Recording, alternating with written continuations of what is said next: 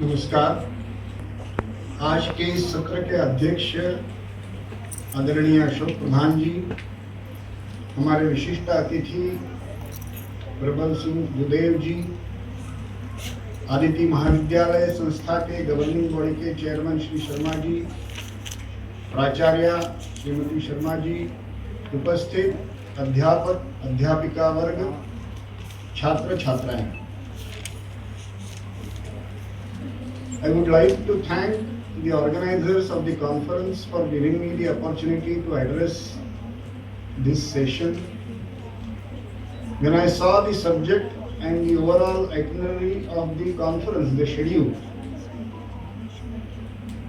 it is heartening to note that the students of mass communication will be discussing the role of India in global peacekeeping.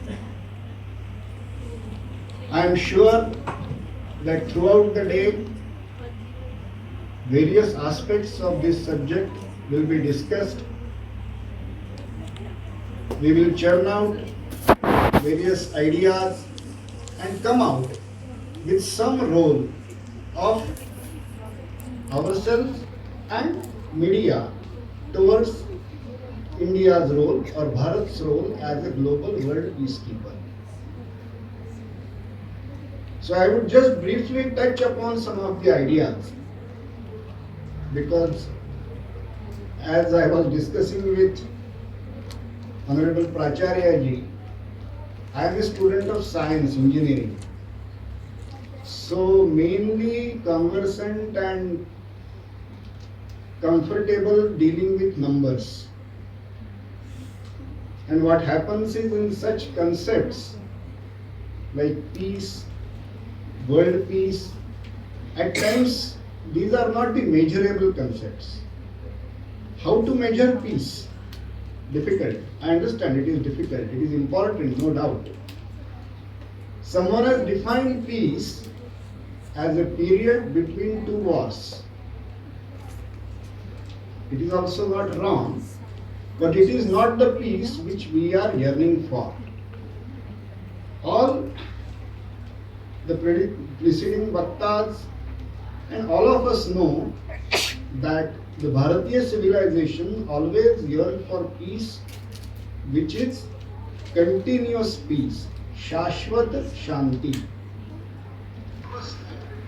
In that sense, we have to think about the role of India on the world scene or global scene as a peacekeeper. We know that there are various aspects of this subject. One of the foremost is, during last about 75 years, mainly our security forces have helped, contributed in a very big way in global peacekeeping whenever their services were required as part of UN peacekeeping missions or otherwise. A very large contingent of our personnel was sent outside. Some of them had to lose their lives. It is also a moment of gratification that a unit of female peacekeepers was also sent outside. And all this is very important when we discuss India's role about the global world peacekeeping. But what is the premise of thinking that we wish to do a role of world peacekeeper?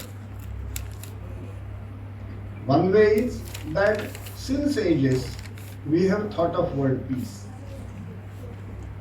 But are we able, would we be able to enforce that? Some years back, I had seen one comment by Hillary Clinton in Time magazine.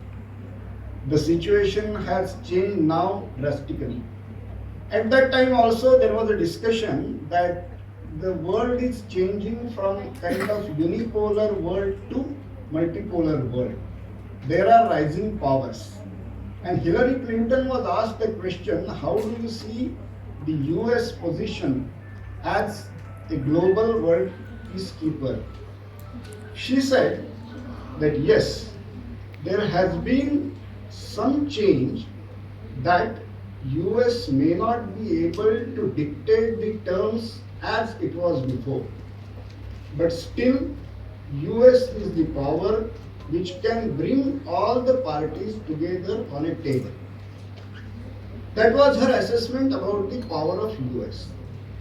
So while discussing about our role, we may have to be pragmatic, practical to see our nation's position.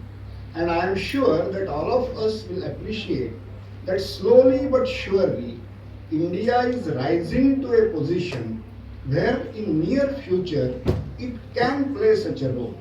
We are confident about it. What are its parameters?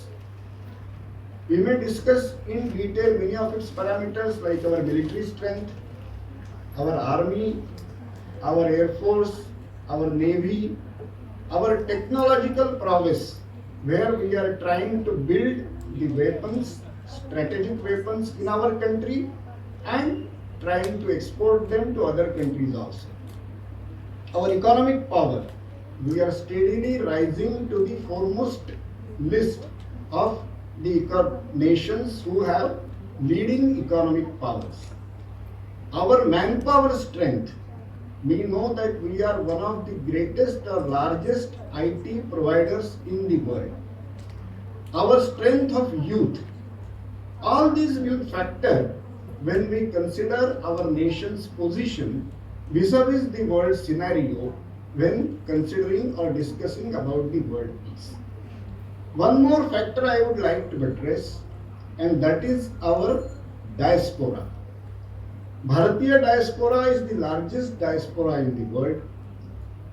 It is a respected society in those countries.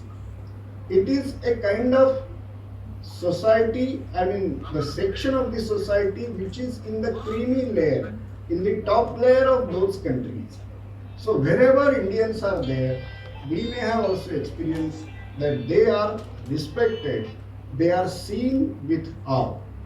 And this power of diaspora, which can influence the world opinion as the days to come, it will be also one of the important factors while considering India's role as a world peacekeeper.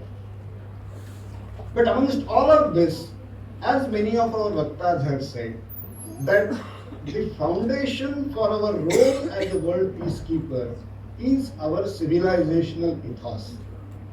Since ages, our sages, seers, rishis, munis have thought of global peace. Even a kind of illiterate person or one who has not taken the formal education, when he offers some ablution, some prayer in his daily course, he says, Loka samasta sukhino bhavantu. When he says Loka, it is not him, his family, his village, but it is all the universe. And in every prayer of us, we have always cherished, yearned for this kind of global peace, as it is said in Vasudhaiva Kutumbakam, or at times we consider the entire world as our home, as our family. Swadesho Bhuvanatrayam. So this is the civilizational ethos with which we have lived for more than 5,000 years. I would like to refer to one book and request all of you to go through if possible. The name of the book is The Indianized States of Southeast Asia. The author is a French author, so the spelling is C-O-D-E-C, but they pronounce it as Sade. He is a very renowned scholar of the Southeast Asian part of the continent. And he has compared the Chinese influence and the Indian influence on these Southeast Asian countries like Vietnam, Cambodia, Laos, Myanmar, Indonesia, Malaysia. What he says is, since about 2000 years, both the civilizations have some or the other time greatly influenced these areas.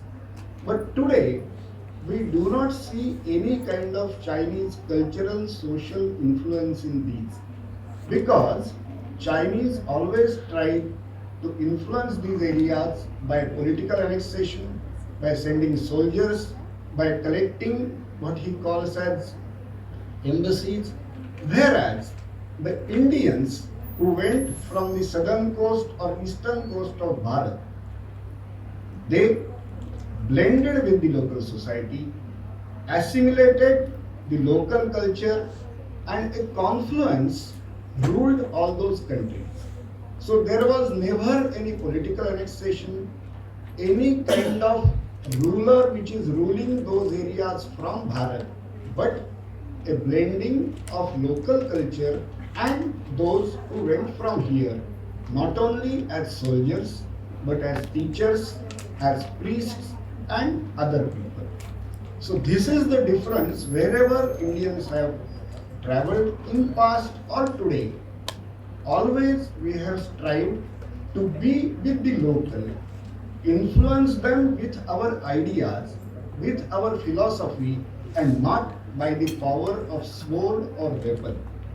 And this itself gives the solution, the key for lasting peace in the world.